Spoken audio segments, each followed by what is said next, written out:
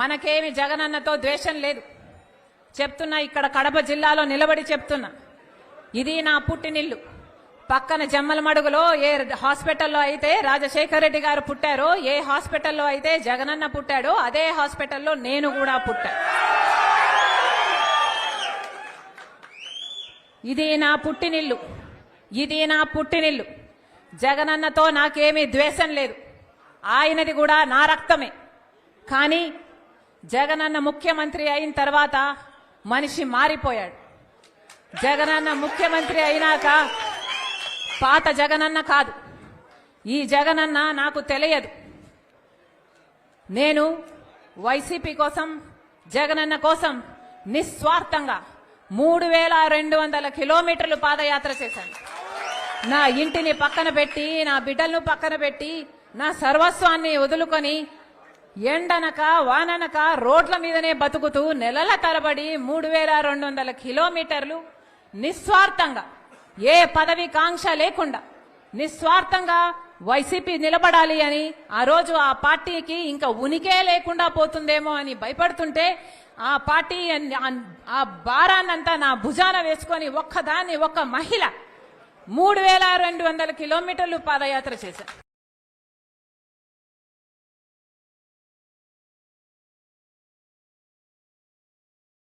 Campaign run చేయమంటే చేశాం. ఎక్కడ ఏ అవసరం ఉన్నా, ఏ పదవిని కాంక్షించకుండా, నాకిది కావాలి, నాకిది చెయ్యి అని అడగకుండా, ఒక సామాన్య కార్యకర్తకైనా పర్వాలేదులే అనుకొని ఆ రోజు అంత త్యాగం చేస్తే, ఈరోజు అదే వైసీపీ పార్టీకి అవేవి గుర్తులేదు. ఈరోజు వైసీపీ పార్టీకి, వాళ్ళ క్యాడర్కు, వాళ్ళ సోషల్ మీడియాకి అసలు నేను ఒక మహిళనని, వైసీపీ పార్టీ కోసం ఎన్ని త్యాగాలు చేశానని, రాజశేఖర రెడ్డి బిడ్డనని గాని, వాళ్ళకింత మేలు చేసిందానని గాని ఈరోజు ఒక్కటి కూడా గుర్తు పెట్టుకోలే. ఈరోజు మూకుమ్మడిగా నా మీద దాడులు చేస్తున్నారు.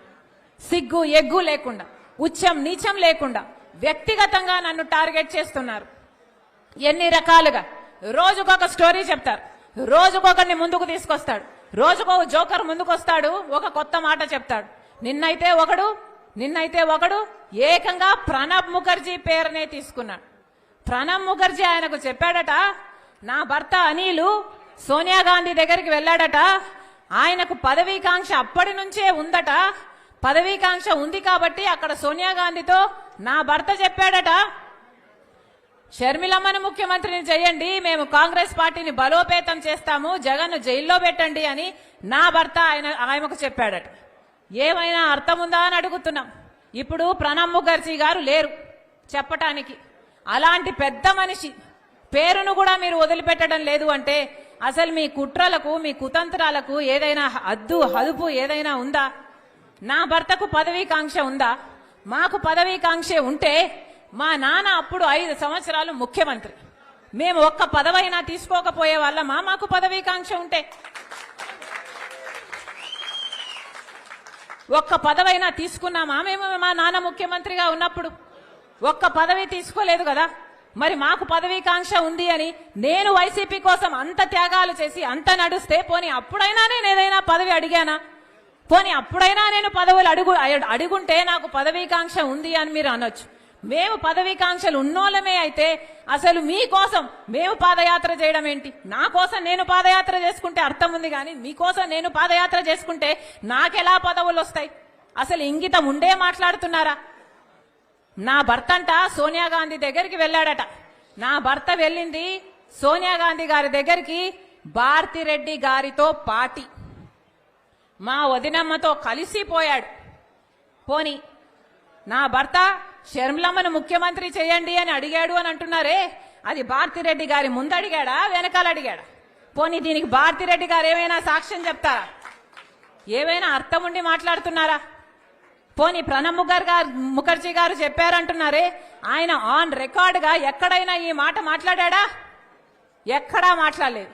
ఆయన ఇప్పుడు చనిపోయాడు, బదులు చెప్పడానికి లేడు కనుక ఆయన పేరు తీసుకుంటున్నారు. పోనీ ఆయన కొడుకు బతికే ఉన్నాడు, ఆయన కొడుకున్నాడు, పోనీ ఆయన కొడుకు చేత అయినా చెప్పించండి మీరు, మీకు దమ్ముంటే, మీది నిజమైతే.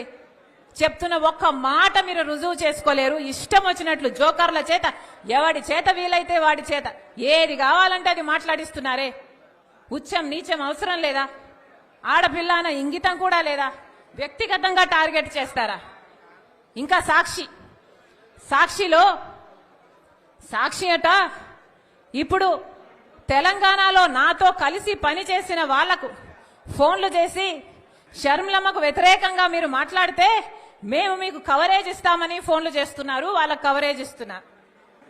అక్కడ తెలంగాణ పార్టీలో నాతో కలిసి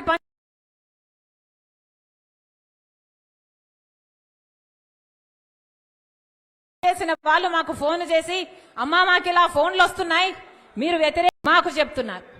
ఇంతగా దిగజారాలా రాజకీయాలు? ఇంతగా దిగరాల్సిన అవసరం ఉందా మీరు? ఇదే సాక్షిలో ఏ సాక్షి అయితే ఇప్పుడు నా గురించి ఇంత దూషణలు చేస్తున్నారో, ఈ సోషల్ మీడియా అంతా ఇంతగా దూషిస్తున్నారో, ఇదే సాక్షిలో నాకు భాగముంది.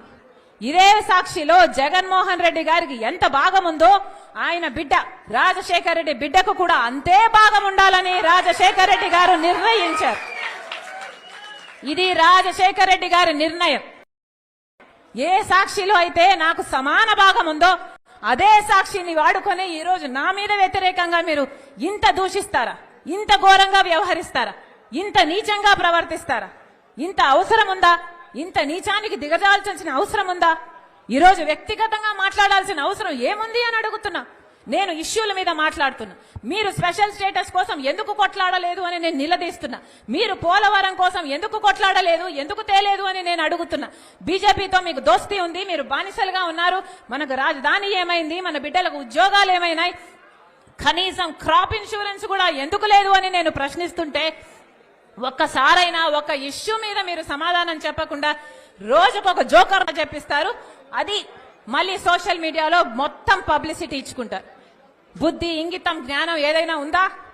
ఇంత నీచానికి దిగజారాలా? విలువలు, విశ్వసనీయతలు అని పెద్ద పెద్ద మాటలు చెప్పారు కదా, మరి మీకు లేవా విలువలు, విశ్వసనీయతలు? ఆలోచన చేయాలి. తెలుగు ప్రజలు పిచ్చోళ్లు కాదు, అన్ని గమనిస్తున్నారు, అన్ని చూస్తున్నారు. నేను రాజశేఖర రెడ్డి బిడ్డను. పులి కడుపున పులే పుడుతుంది. రాజశేఖర రెడ్డి రక్తం నాలో ప్రవహిస్తుంది. నేను రాజశేఖర రెడ్డి బిడ్డ వైఎస్ షర్మిలా రెడ్డి. నా పేరు ఇదే, నా ఉనికి ఇదే. ఎవరు కాదన్నా, ఎవరు అవునన్నా, ఎవరు గీ పెట్టినా నేను వైఎస్ షర్మిలా రెడ్డి. ఆంధ్ర రాష్ట్ర ప్రజలకు మేలు చేయడానికే ఇక్కడికి వచ్చాం. నా గుండెలో నిజాయితీ ఉంది. ఆంధ్ర రాష్ట్ర ప్రజలకు వాళ్ళ హక్కులు కల్పించాలని రాజశేఖర రెడ్డి బిడ్డ ఈ రోజు తన పుట్టినింటిలో ఆంధ్ర రాష్ట్రంలో అడుగుపెట్టింది. నిలబడుతుంది, కొట్లాడుతుంది. ప్రత్యేక హోదా వచ్చేంత వరకు రాజశేఖర రెడ్డి బిడ్డ ఇక్కడ నుంచి కదలదు. పోలవరం వచ్చేంత వరకు రాజశేఖర రెడ్డి బిడ్డ ఇక్కడ నుంచి కదలదు.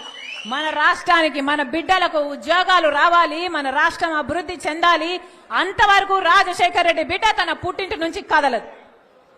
మీ ఇష్టం వచ్చింది చేసుకోండి. ఎంత చేసుకుంటారో చేసుకోండి, ఏం పిక్కుంటారో పిక్కోండి. ఎంత చేసుకుంటారో చేసుకోండి, ఏం పిక్కుంటారో పిక్కోండి. ఇక్కడ భయపడే వాళ్ళు ఎవ్వరూ లేరు. ఇక్కడ ఉన్నది రాజశేఖర రెడ్డి బిడ్డ. ఖబర్దార్. జోహార్ వైఎస్ఆర్.